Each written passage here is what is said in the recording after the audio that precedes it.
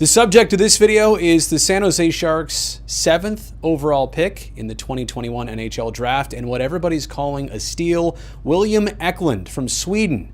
The 18-year-old, he comes from a hockey family. Everybody raves about his skating ability. Not just the fact that he's shifty, I saw that word, dangerous, I saw that word, but what stuck out to me most is his efficiency in skating.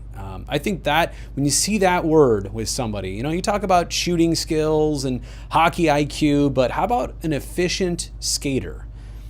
I just feel like when I hear that description of somebody's game, I know I'm really going to like their game. Think about another efficient skater that has done okay in his NHL career, like a Patrick Marleau, for example.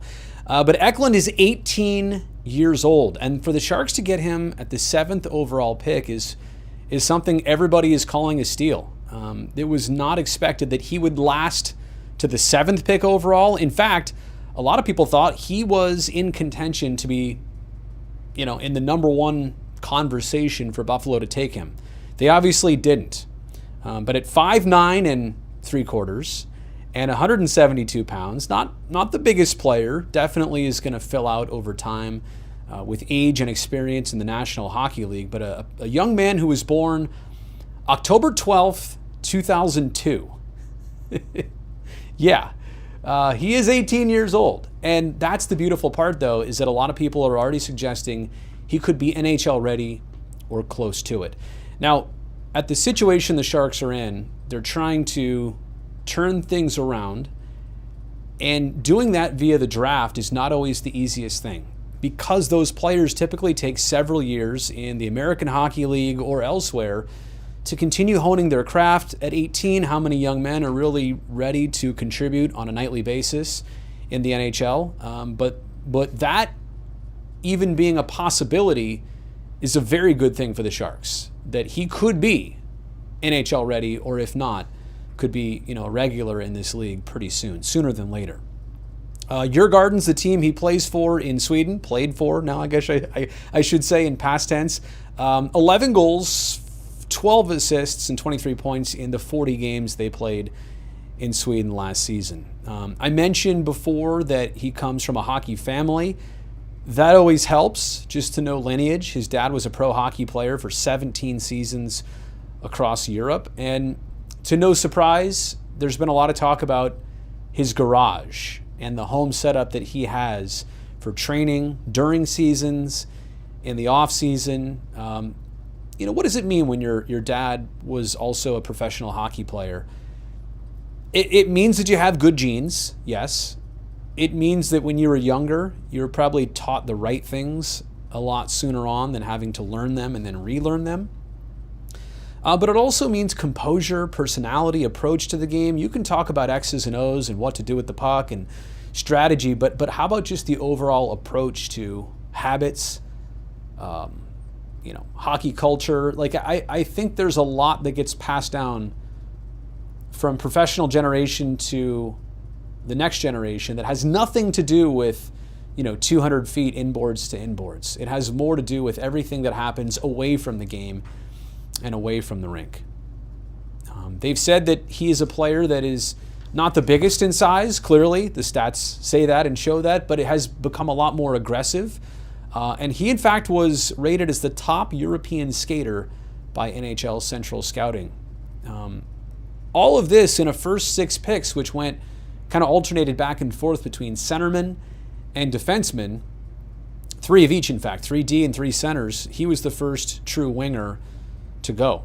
And I observed the phone call that Doug Wilson and his son made overseas right after the pick was made to the Eklund house. William picked up the phone, and it was the first words of Doug Jr. to William, like, I didn't think we were going to get you.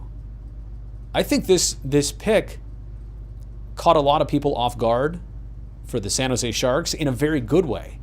They didn't expect that San Jose would even have a chance at him. You saw all the other names that were out there. The fact that they land on Eklund, I think, is a tremendous opportunity for a couple different reasons. Again, lineage, potentially being NHL ready or close to it, and a type of player that could do well in this league. If he really is an efficient skater, if skating is really his thing, a natural skater, then I think that's going to play in this league. Anything else I missed here? I also want to talk, by the way, about the expansion draft in just a second. I never really got to that.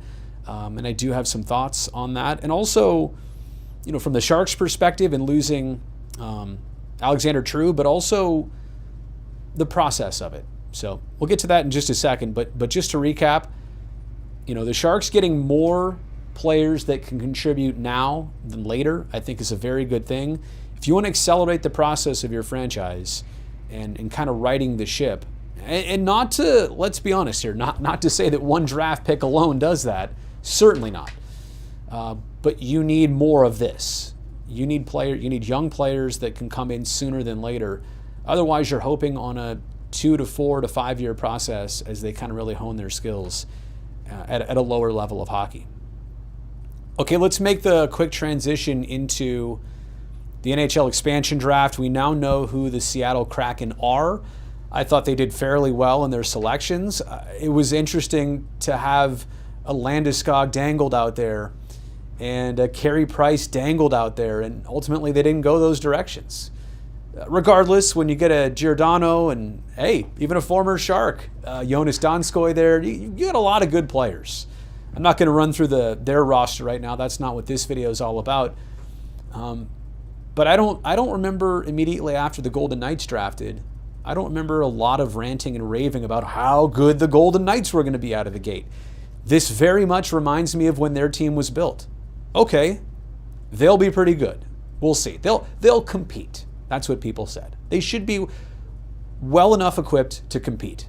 And yeah, they did quite well in their first season, if you recall how it ended. Not ultimately, but close enough for your first try.